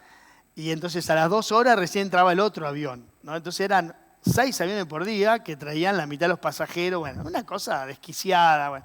Entonces yo le digo a Fernán Said, que le digo, Fernán, yo me voy a algún lado. Bueno, moraleja, me fui al norte. Y digo, mientras nosotros llenábamos páginas, de que eran 600 personas, llenábamos páginas, todos los diarios hablábamos de eso. Los canales de televisión contaban, por poco que tenían un contador, entraban 499, quedan 101. Bueno, una cosa espantosa. Yo me fui al norte y en la que acá pasaba esto. Esta es la frontera. Eso es la frontera. O sea, es una locura. Ese riacho que ven ahí, todo esto es la frontera. Ahí está el puente que estaba cerrado, obviamente, ¿no? Pero a 100 metros del puente pasaba esto. O sea, es una locura. Yo no lo podía creer. Le mandaba fotos a la redacción y le digo, mira lo que es esto. ¿Qué es 600 personas. O sea, era una locura. Esto es a 200 metros. Les juro que eso es el paso internacional. Bueno, entonces digo, para que tengamos idea lo que miramos y lo poco y lo corto que es nuestra vista. Obviamente me recorrí todo el norte, aquí era el lugar el mejor, digamos. De ahí para abajo era todo un desastre.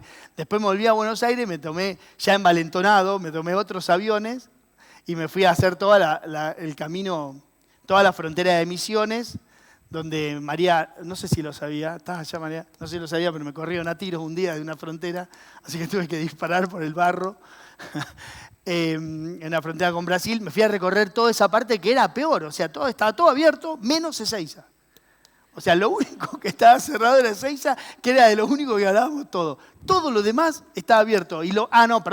Porque todos los pasos internacionales estaban todos abiertos. Pero yo, por ejemplo, en un lugar llamado Salvador Massa, no sé si alguien lo conoce, en el norte de Salta, pasé a Bolivia por una casa, que son esas casas binacionales donde vos tocás la puerta, te cobran $20, entrás, no hay nada, y salís por el patio y estás en Bolivia. Y a 100 metros del paso, ¿cómo se llama? De ahí de la frontera estaban los policías, así los gendarmes. Y vos decías, esto es joda, ¿entendés? Bueno, entonces a veces, digamos, y no se lo tengo que decir a ustedes, que andan mucho más sueltos que yo, digamos, pues yo como mis horarios me atan bastante más, pero ustedes que andan mucho más sueltos que yo por la vida y que recorren y que van a comprar, yo nunca entiendo cómo hacen esto de que van a comprar una rueda a un pueblo a 100 kilómetros y un tornillo, un bulón, que no sé ni lo que son ahora. O sea, ustedes se mueven y andan, lo que nosotros no hacemos, los más urbanos.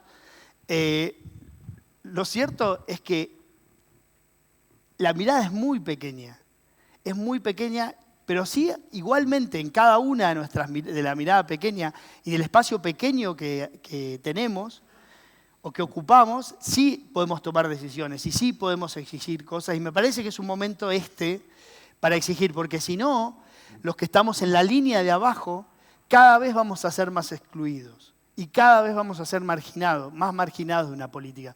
Porque somos en algún punto los más mansos, en algún punto los que pagamos, en algún punto somos los que estamos dentro del zoológico. Por mil razones, cada vez más vamos a ser más excluidos de la vida pública argentina. De todo el tiempo podemos mirar más allá, todo el tiempo podemos ir más allá y todo el tiempo podemos tomar microdecisiones. A mí me tocó alguna vez tomar decisiones pequeñas todos los días. El diario está hecho, un medio periodístico está hecho de microdecisiones, ¿no? Que tomamos todo el tiempo. Es una cadena de decisiones. Por eso los diarios somos verticalistas. Porque alguien tiene que definir, es todo subjetividad. ¿Qué es más importante, el acto de no sé qué o el gol de Messi para poner en la tapa del diario? Y el acto de no sé qué. Bueno, no, pero pará, el gol de Messi, escuchame, hizo un gol. Pero hace 200, boludo. Bueno, no, pero pongamos el gol de Messi. Y entonces después viene otro que es el fotógrafo y dice, no, pero mirá lo que es esa foto, cómo está el encuadre. Pongamos el gol de Messi. Y viene el de política y dice, no, mano, 200.000 tipos en no sé dónde. Bueno, es todo subjetivo y finalmente a las 9 de la noche, 9:30, hay que terciar, ¿no? Por eso somos verticalistas, o sea, tenemos una estructura vertical. Y cuando fue la pandemia, somos, como les dije, 1000 y quedamos 10 yendo a la redacción todos los días. 5 íbamos 4 días y 5 iban 3 días, que no nos podíamos tocar por si alguno de los dos equipos caía producto del COVID. Entonces, y éramos 1000 en un remoto, y nosotros 5 tomábamos todas las decisiones, absolutamente todas las decisiones que pasaban por el diario. Por el diario, por la web, desde la mañana hasta la noche nos repartíamos el día entre 5, que básicamente teníamos 3 características fundamentales, que éramos sanos, que éramos jefes y que éramos jóvenes. Porque había muchos que no se podían mover, porque tenían alguna... Entonces, bueno, por esas características quedamos 5. Lo cierto es que, como les digo, hay que tomar decisiones, hay que exigir, me parece bien un momento de exigir. No sabemos qué va a pasar, pero sí me parece que somos un sector de la sociedad que debe exigir otro tipo de cosas. Ya no solamente una administración responsable, porque la Argentina ya no se banca más, porque como decía hoy, una metáfora estúpida, pero me salió recién, y para qué voy a pensar otra si me salió recién esta, digo, es como saltar en una cama elástica que la dejaste al sol durante 10 años, y ahora alguna te la pones, ¿no? Alguna te caes, en alguna, hay que ver cuál, en cuál salto. Cada vez saltamos y cada vez tenemos menos resistencia de lo que nos sostiene, cada vez más abajo. Vamos a empezar ahora un ajuste, venga quien venga, irremediablemente, con el 60% de los jóvenes pobres, y nosotros alimentamos al otro 40%, que seguramente todos nuestros hijos están ahí, con valores que la sociedad no reclama. Entonces, me parece que tenemos que tener una actitud mucho más protagonista y tomar decisiones todo el tiempo. Celebro este tipo de cosas, la verdad que lo celebro. Y entonces ahora sí, volvemos a Silvia Fabricio, y ahora sí le podemos poner título. Y la verdad es que cuando uno dice, bueno, vieron que dicen que el periodismo es un zumbido, bueno, a mí me zumbaron por el título desde junio y no logré ponerle título a esto, cosa que me enorgullece, porque ¿para qué le vamos a poner título, no? Así que yo les propongo que ahora me pregunten lo que quieran. Obviamente dejé toda la cuestión de cuadernos y demás para que me pregunten lo que quieran, no hay ninguna cosa que no me puedan preguntar, excepto un par que después las hablamos con Mauricio, pero me pueden preguntar cualquier cosa. Y como les digo, no vale la pena ponerle título, dejémoslo así. Les agradezco infinitamente por haberme escuchado y ahora lo que me quieran preguntar, aquí estoy.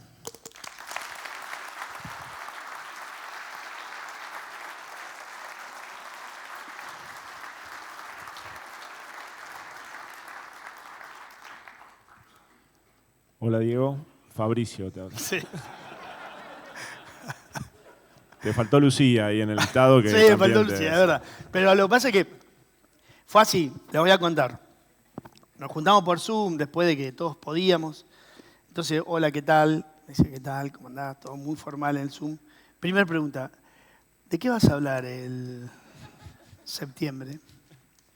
Entonces yo le digo, mirá, yo soy periodista, o sea, estás contratando un periodista, no sé lo que voy a hacer mañana a la mañana. O sea, literalmente no sé qué voy a hacer mañana a la mañana. Entonces, por eso me quedó como más presente, digamos, anoté en el margen Fabricio más que Lucía. Bueno, Diego, tenemos varias preguntas, te vamos a leer algunas. 2 vinculados a Massa y Milei, primero. Te las hago las dos juntas porque quizás están asociadas. El círculo rojo que rodeaba a Massa, ¿se fue con Milei? Y por otro lado, ¿qué hay de las versiones que dicen que Massa armó parte de las listas de Milei? Perdón, ¿qué Massa? Armó parte de las listas de Milei. Bueno, te cuento la primera. Si hablamos del círculo rojo, el círculo rojo es rojo púrpura, ¿no? Como el de Sandro. Ese círculo rojo, más o menos mío, está a una distancia de 8 ceros. O sea, por cada un cero que tengo yo en la billetera, o sea, 10 pesos, esto tiene 8 más. Por lo tanto, ese círculo rojo, con poca plata, queda bien con todos, ¿no? Y cuando digo queda bien con todos, lo hacen. Es la fórmula. Entonces, se van con uno, se van con otro, efectivamente, Milei se dio cuenta de que tenía llamados que no contestaba, así como mi WhatsApp, el de él, y entonces lo puso a Guillermo Franco, que es un personaje bastante conocido en el mundo empresario, que es una suerte de telefonista, ¿no? Que hoy recepta no te digo la plata, porque no siempre es así, pero sí las atenciones, cualquier cosa que necesites de ese círculo rojo que claramente, como siempre, apuesta a ganador. Ese círculo más rojo púrpura es el que más le cuesta cambiar. Ese círculo rojo lo va a traicionar inmediatamente después que él quiera cambiar algo, porque es el más status quo que tiene la Argentina, ¿no? Ahí está el status quo, les diría que ahí, obviamente en las estructuras partidarias históricas, pero también, y en los gremios, ese es el status quo. O sea, cuando uno quiere cambiar algo, como les digo, cuando uno tiene que pasar de una administración responsable a un cambio estratégico, es decir, vamos a cambiar, mira, dejemos de jugar con estas cartas de canasta y vamos a pasar a jugar con las españolas de truco. Bueno, eso es ir contra exactamente ese círculo rojo, que además, como bien vos decís, obviamente hacen cola ahora para estar cerca. No digo para poner plata, eso es como que a veces lo harán, sin duda, no creo, pero tampoco está mal, porque la ley de partido político lo permite, si es en blanco y demás. Lo real es que, bueno, sí se acercaron. La otra que me decís de Massa, bueno, Milei, yo conozco perfectamente cómo armó sus listas, porque conozco mucha gente que estuvo involucrada en eso. Milei no se metió para nada en la lista, no le interesó. Él estaba convencido que era él, y abajo de él hicieron fechorías todos, no solamente Massa, sino todos, ¿no? Hubo peleas tremendas en distritos, o sea, gente. Y literalmente Milei no es que vendía, la gente por ahí como que interpretaba mal el tema de las candidaturas, ¿no? De vender las candidaturas. Milei vendía su presencia, o sea, era ¿cómo se llama? Cuando se pagan las presencias en los eventos. Entonces Milei a su propia gente le decía, mira, venía a La Pampa a hacer un acto. Bueno, perfecto, ¿qué acto querés? Y una comida para 200 personas. Bueno, voy a las 6 de la tarde, 4 horas, $16.000. ¿Querés que haga, él le llama los recitales, donde es toda la estructura esa que hace, que monta un show? $40.000. ¿Por qué? No, pero no te la puedo juntar. Escúchame, si yo voy y hago eso, vos ganás, les decía. Entonces, la venta de candidaturas no es que el tipo andaba diciendo, a ver vos cuánto ponés. No, era, efectivamente, yo te doy el sello, pero a su vez me llevás y eso sale plata. Y eso lo hizo, armó una pyme de las más, les diría, rentables de los últimos tiempos. Porque él eso también lo hacía en Buenos Aires, donde 2 horas almorzar con alguien le llevaba 2 horas y media.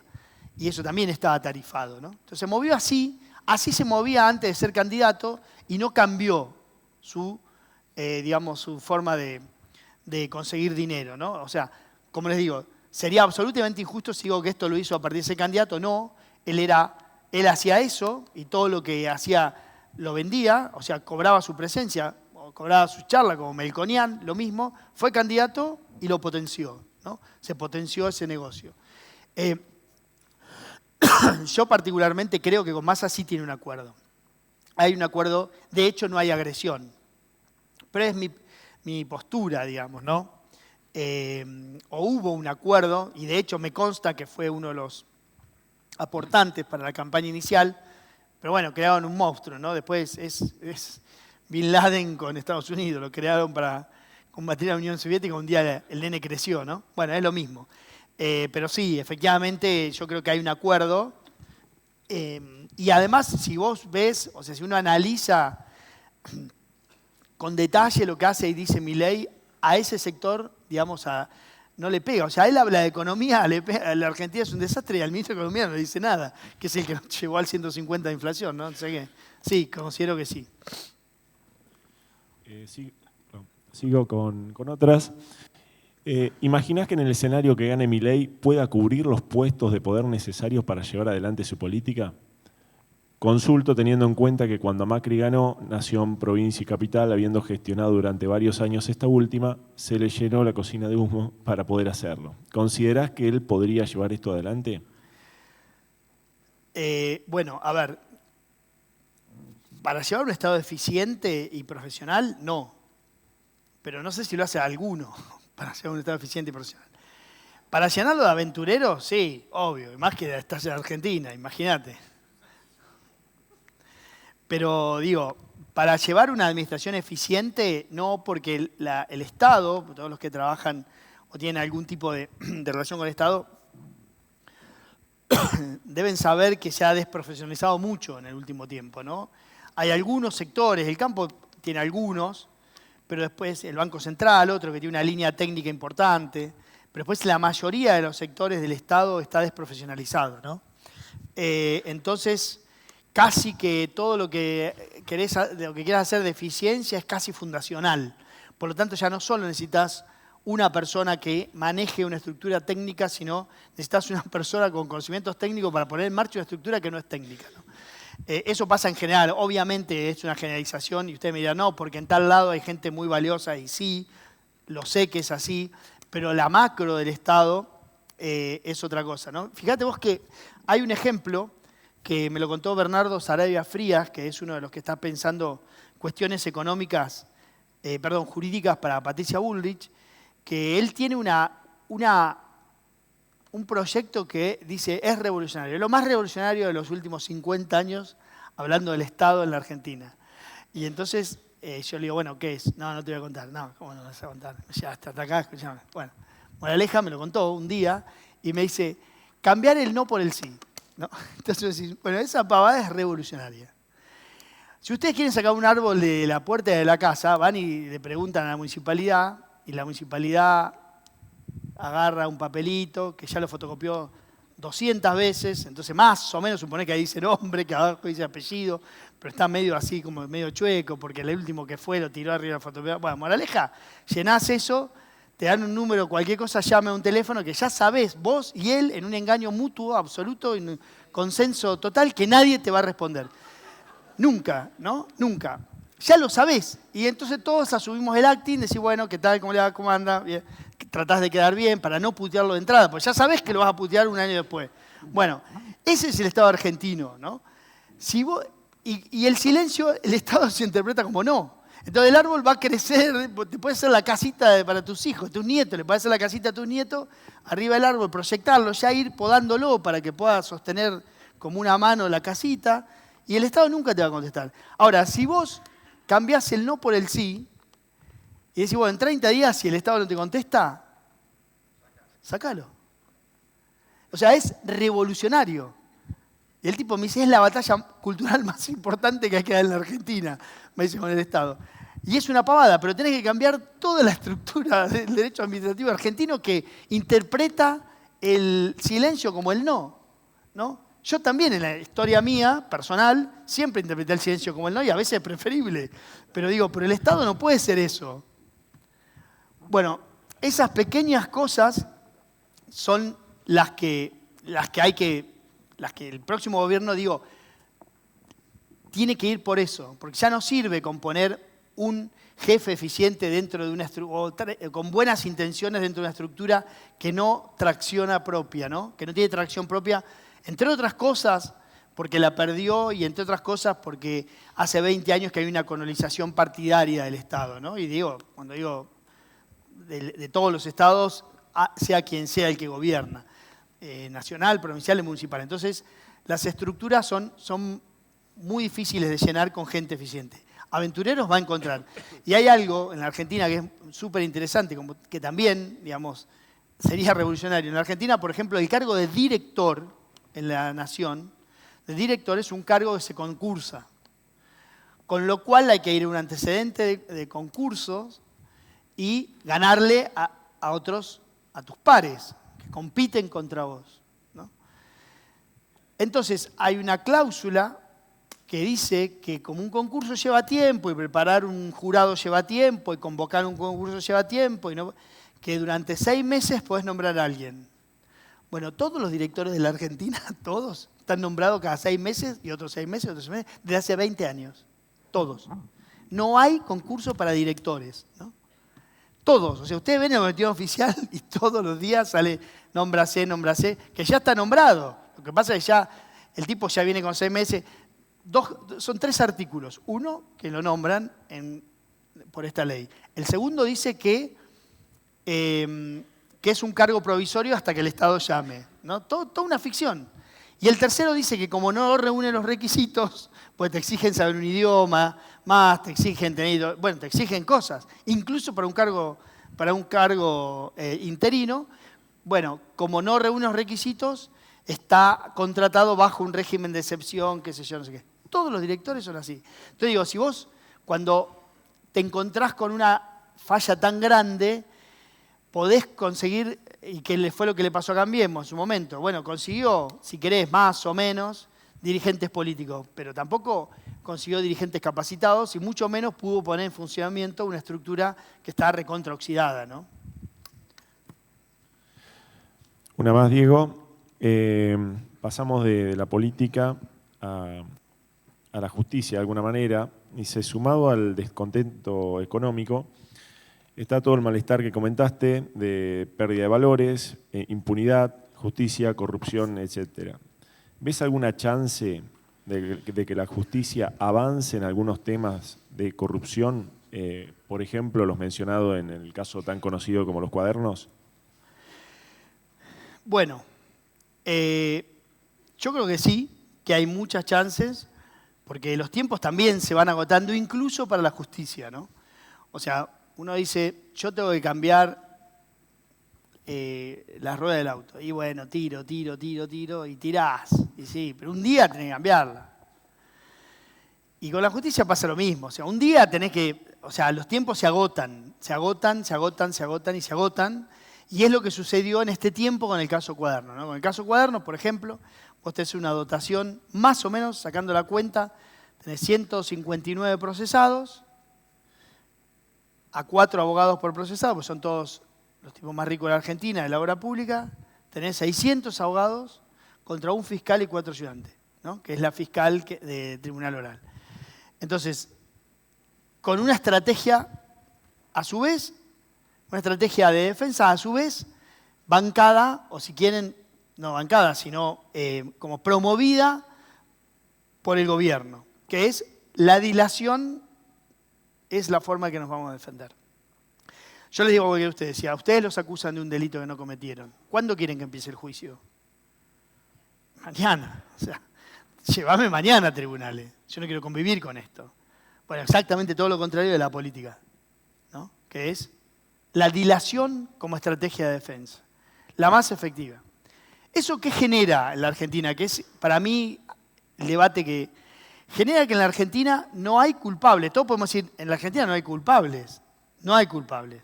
Alguno que otro. Siempre van a decir, no, pero acá tal lo condenan mal. Está bien. Pero en general no hay culpables. Ahora, yo les pregunto, ¿hay inocentes? Todos somos sospechosos. ¿Entendés? O sea, se genera un estado de sospecha.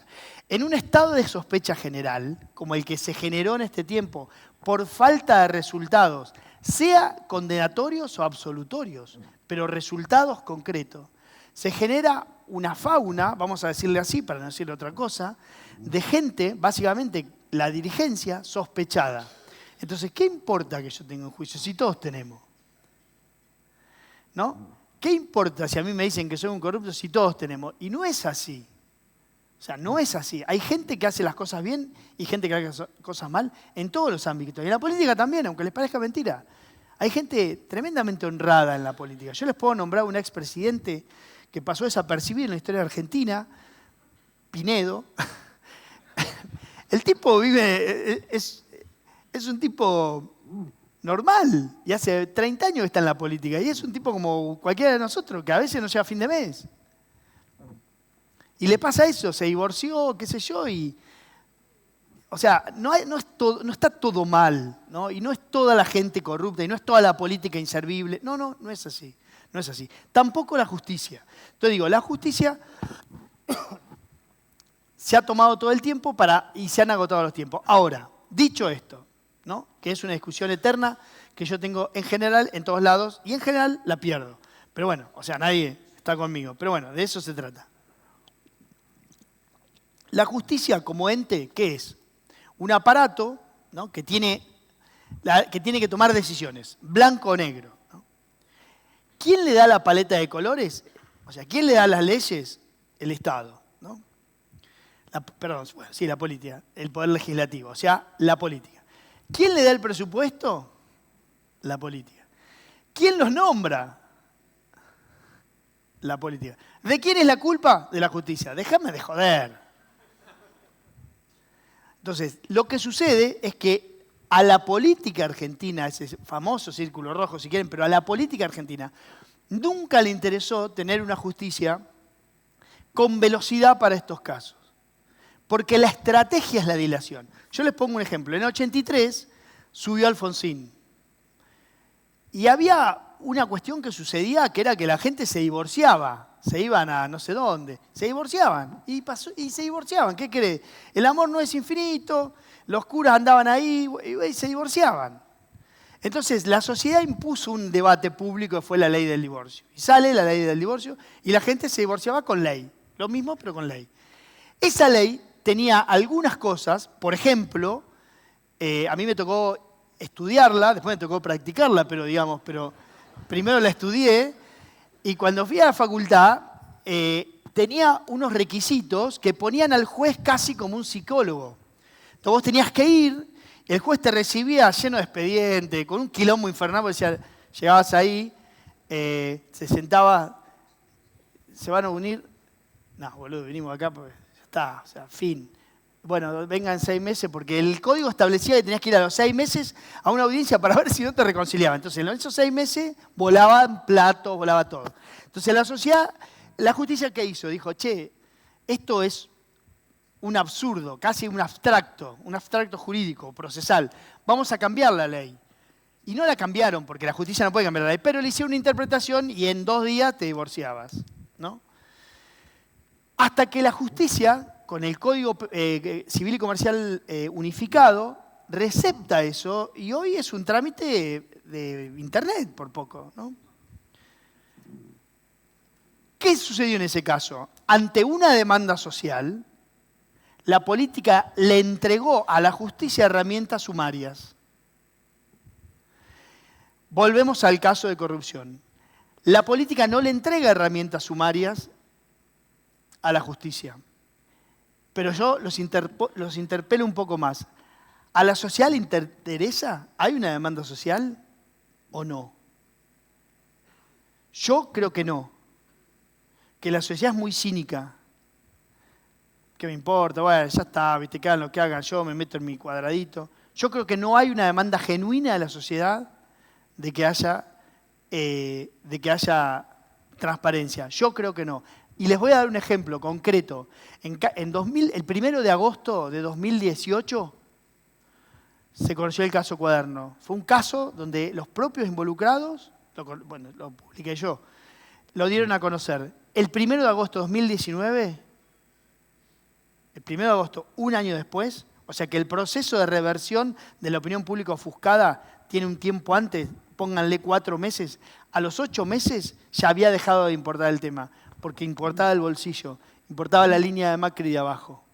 Entonces, no nos mintamos y no seamos cínicos. A la Argentina no le interesa ir contra la corrupción, no le interesa.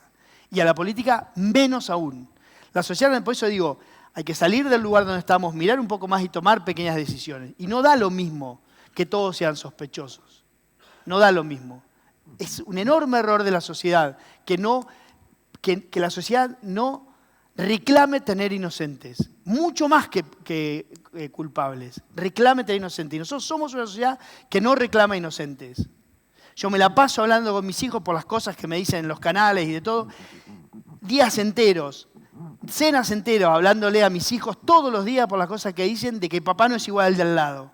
La sociedad no lo reclama. No lo reclama. No seamos cínicos y ahí discrepo con vos. Es una sociedad que no le importa. No le importa la corrupción. Y eso es un problema grave. Y si eso no cambia, ¿por qué le vamos a pedir a la justicia que haga justicia? ¿Por qué le vamos a pedir a la justicia que ellos, 50 tipos sentados en una estructura absolutamente deprimida, pero con buenos sueldos, pues ese sí fue un invento de Kirchner. Kirchner lo que hizo, los sueldos, los jueces no estaban bien pagos y Kirchner estratégico, porque era un tipo muy estratégico, dijo, a los jueces unos sueldos impresionantes. Ahora, ni un empleado, máquina de escribir. Vayan a un juzgado y vean, piden ir al baño a un juzgado y van a tener que correr el expediente para sentarse al inodoro. Es así. Póngase pañal descartable por si le dan gana cuando vayan a un juzgado. Porque si no hay estructura, no tienen nada, nada. Ahora, los sueldos de los jefes son buenos. ¿Para qué? Y bueno, ¿viste? Nadie quiere salir a cagar los pies del plato. Y eso fue un descubrimiento de Kirchner. Como digo, esos tipos, ¿ustedes creen que si la sociedad no lo reclama, van a ir por la heroica? Perdónenme que les diga, pero no creo. Si la sociedad lo reclama, si en esta elección la sociedad lo reclama, venimos de una elección que fue de 2019, donde la sociedad no le interesó. No le interesó. Nunca jamás hubo un recuerdo tan cercano de corrupción a cielo abierto. Nunca jamás. De todos, ¿eh? Porque estaba la empresa más grande de Argentina, el primo de Macri y Cristina y los suyos. Estaban todos, ¿eh? Nunca jamás hubo un relato de corrupción más cercano en el tiempo de una elección presidencial que ese. Y no le interesó a nadie. Y no quiero preguntar a quién votaron, porque sé que muchos, como les llegó la factura de luz cara, votaron, justamente plebiscitaron un modelo que tenía consigo, que tenía inserto dentro del input que le pusieron, la impunidad como forma de gobierno, ¿no? Y como forma de mantenerse en el poder. Y esa es la consecuencia que hoy tenemos. Cuando ustedes miren y ven el mapa de las causas que hubo a partir del caso de Cuadernos, hay una judicial y 3 administrativas. Todas las administrativas se desistieron. La última, la semana pasada, donde Tombolini firmó una resolución donde dijo que no hubo cartelización en la obra pública, pese a que el presidente de la Cámara y todos dijeron, efectivamente, contaron cómo se habían cartelizado y antes de irse, Tombolini y Massa firmaron esa resolución de impunidad.